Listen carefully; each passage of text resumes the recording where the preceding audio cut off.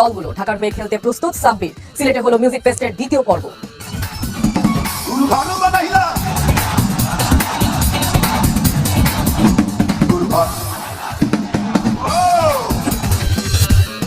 Boxing day টেস্টে ভারতের বিপক্ষে অস্ট্রেলিয়ার দারুণ শুরু। দুপুরে মাঠে নামবে দক্ষিণ আফ্রিকা পাকিস্তান।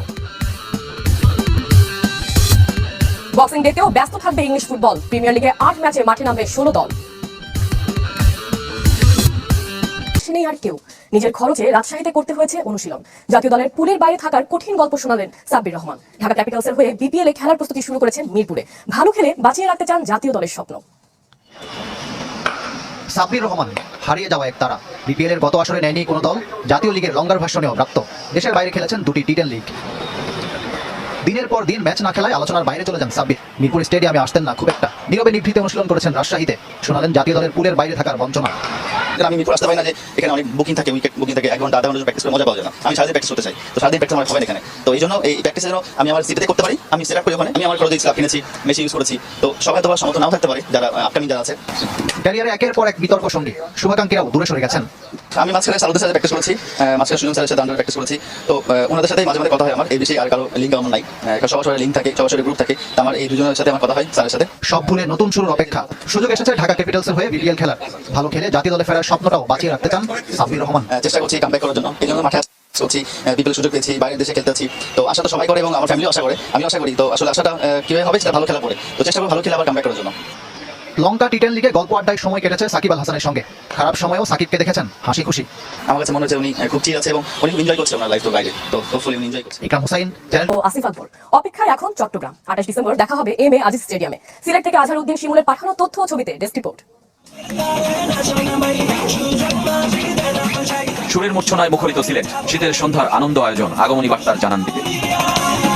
বিপিএল আসছে বেদনার পর উৎসবের বারোটা নিয়ে। জেলা স্টেডিয়ামে দুপুর থেকেই দর্শকদের দীর্ঘ লাইন। ক্রিকেট উৎসবে মাতার আগে সুরের ভেলায় ভেসে বেড়ানোর পালা। উৎসবের উপলক্ষ পেয়ে আনন্দিত সিলেটের দর্শকরা। বড় প্রোগ্রাম যদি হয়, দেখা যায় যে সিলেটের সবাই খুব এক্সাইটেড থাকে, সবাই আসতে চায়। গত 2 বছর আগে আমরা রানার্স আপ হয়ে আইছি ভাই, আমরা টাকা রয়েছে। এবার আমাদের পুরো প্রত্যাশা আমরা ইনশাআল্লাহ আমরা কাপ নিব। আমাদের এখানে ব্যাপকভাবে উৎসাহ উদ্দীপনা নিয়ে আমাদের এই 11তম আসর শুরু হবে এবং সিলেটবাসী অধীর আগ্রহে অপেক্ষা করতেছে। এই জন্য মিউজিক ফেস্টকে ঘিরে সেনাবাহিনী, পুলিশ সহ আইন শৃঙ্খলা বাহিনীর সদস্যদের ছিল কড়া প্রহরা। 3-4 স্তরে আমরা নিরাপত্তা ব্যবস্থা নিশ্চিত করেছি। আমাদের সাদা পোশাকে পুলিশ রয়েছে। আমরা সবাইকে বলবো যাতে আইন শৃঙ্খলা মেনে চলুন, কোনো প্রকার বিশৃঙ্খলা যাতে না যায়। আমরা কঠোর অবস্থায় রয়েছি। আসমানে যাইও না রে বন্ধু, উড়তে পারবো না তোমার। পাতালে যাইও না রে বন্ধু, ছুঁইতে পারবো না। দীর্ঘদিন পর মঞ্চে নিয়মিত আসিফ আকবর পুরনো চেনা গানে মাতিয়েছেন সিলেট। অন্তরে অন্তর মিশাইয়া পীড়িতের গানে গাইও। রাতের তারা আয় আমায় কি তুই বলতে পারি, কোথায় আছে কেমন আছে। সবচেয়ে বড় আকর্ষণ জেমস ব্যান্ড দল নগরবাউল 1 সপ্তাহের মধ্যে আবারও সিলেট পাঠাবে। আমাকে জানিয়ে দিই। এখন মাঠের লড়াই নিজ দল স্ট্রাইকার্সের সাফল্যের প্রত্যাশায় সিলেটবাসী।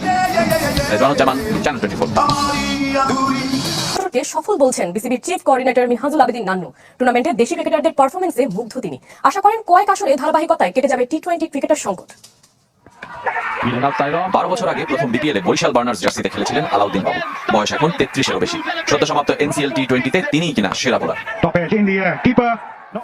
আর নাইম শেখ টুর্নামেন্টের সেরা ব্যাটার। জাতীয় দল থেকে বাদ পড়ে আবারও ফেরার প্রত্যাশায়। সবচেয়ে বেশি 350 রানার্স আপ ঢাকা মেট্রো অধিনায়কের।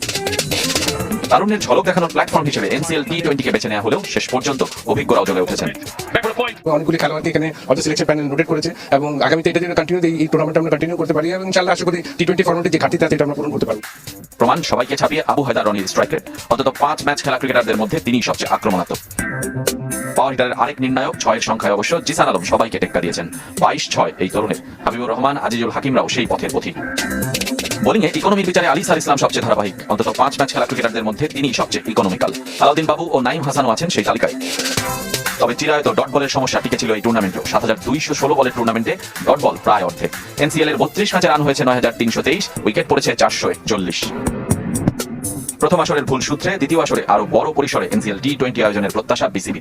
আগামীতে ইনশাআল্লাহ আশা করি প্ল্যানটা পুরোপুরি করবো যাতে 3টা থেকে 4টা ভেন্যুতে আমরা এই টুর্নামেন্টটা খেলতে পারি। রেজওয়ানুজ্জামান, চ্যানেল 24। আরো শুরু অস্ট্রেলিয়ার অজিদের সবশেষ সংগ্রহ 1 উইকেটে 112 রান। মেলবোর্নে টস জিতে ব্যাট করার সিদ্ধান্ত নেন স্বাগতিক অধিনায়ক প্যাট কামিন্স। অভিষেকে রাঙালেন ওপেনার স্যাম কনস্টাস। আগ্রাসী ব্যাট করেছেন জসপ্রীত বুমরার বলে, বাউন্ডারি ছাড়া করেন টানা 3 বল। 50ও তোলেন তরুণ ব্যাটার, তবে ইনিংসটা বড় করতে দেননি রবীন্দ্র জাদেজা। 65 বলে 60 রান করে ফিরেছেন। মার্নাস লেগুসেনকে নিয়ে জুটি করেছেন ওসমান খাজা। 5 ম্যাচ সিরিজে এখন 1-1 সমতা। এই ম্যাচে টিভি আম্পায়ার হিসেবে আছেন বাংলাদেশের শরফুদ্দোল্লাহ ইবনে শহীদ সৈকত।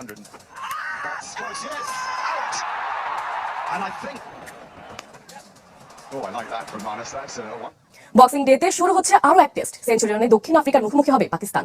ঘরের মাঠে পাকিস্তানের কাছে হোয়াইট ওয়াশ হয়েছে ওয়ানডে সিরিজে। দক্ষিণ আফ্রিকা সে হতাশা ভুলতে চায় সাদা পোশাকে। ম্যাচের একদিন আগে একাদশ ঘোষণা করেছে পাকিস্তান। এই ম্যাচে তারকা ব্যাটার বাবর আজম ও পেসার মোহাম্মদ আব্বাসকে ফিরিয়ে আনছে পাকিস্তান। সায়েম আইয়ুবকে নিয়ে ব্যাটিং শুরু করবেন অধিনায়ক শান মাসুদ। পেস আক্রমণে থাকবেন নাসিম শাহ, খুররাম শাহজাদ, আমির জামাল ও মোহাম্মদ আব্বাস। কোনো বিশেষজ্ঞ স্পিনার রাখেনি সফরকারীরা।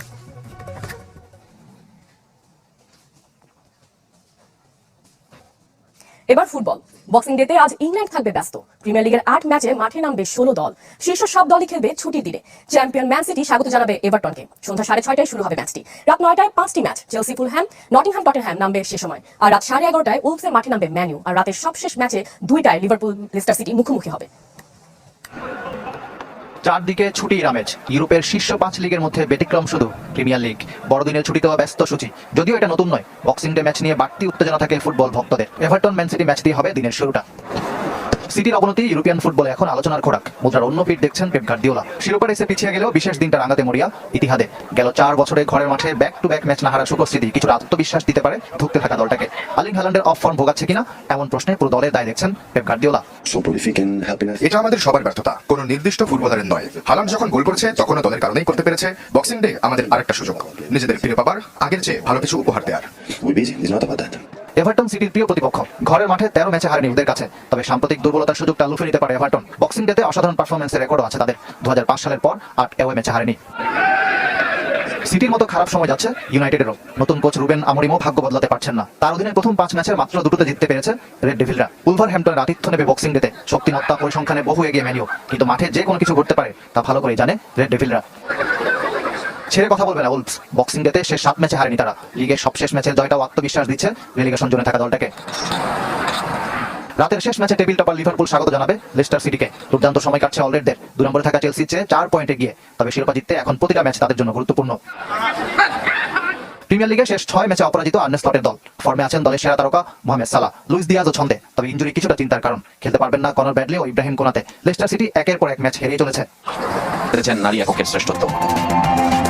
বছরটা ছিল অলিম্পিকের। জুলাই বিপ্লবের চূড়ান্ত সময় হওয়ায় খুব বেশি নজর ছিল না প্যারিসের দিকে, তাই অ্যাথলেটদের ব্যর্থতাগুলো খুব বেশি আলোচিত হয়নি। প্রতিবারের মতো শুধুই অংশগ্রহণে সীমাবদ্ধ বাংলাদেশ, যেখানে আর্চার সাগর ইসলামের সরাসরি অংশগ্রহণ নিশ্চিত করায় প্রাপ্তির খাতায়। দাবা অলিম্পিয়াডও হয়েছে 2024-এ হাঙ্গেরির বুদাপেস্টে ব্যর্থ বাংলাদেশ। উন্মুক্ত বিভাগে 197টি দেশের মধ্যে 78তম, নারীদের বিভাগে 183টি দেশের মধ্যে 81তম। আর খেলাটিতে বাংলাদেশের অর্জনের নাম মনন রেজানির আইএম নর্ম। হাঙ্গেরিতেই মাত্র 14 বছর 5 মাস বয়সে খেতাব পূর্ণ করেন। আবার দাবাতেই এসেছে সবচেয়ে খারাপ খবরটি। বাংলাদেশের উজ্জ্বলতম গ্র্যান্ডমাস্টার জিয়াউর রহমান চির বিদায় নিয়েছেন এবছরই, তাও আবার দাবার কোর্টে জাতীয় দাবা খেলতে খেলতে। দিনটা ছিল 5 জুলাই। শুটিংয়েও 2 তারকার বিদায় এবছর। কমনওয়েলথ গেমসে স্বর্ণজয়ী আতিকুর রহমান জুলাইয়ে আর এসএ গেমসে স্বর্ণপদক জয়ী শুটার সাদিয়া সুলতানা ডিসেম্বরে মৃত্যুর কাছে হার মানে।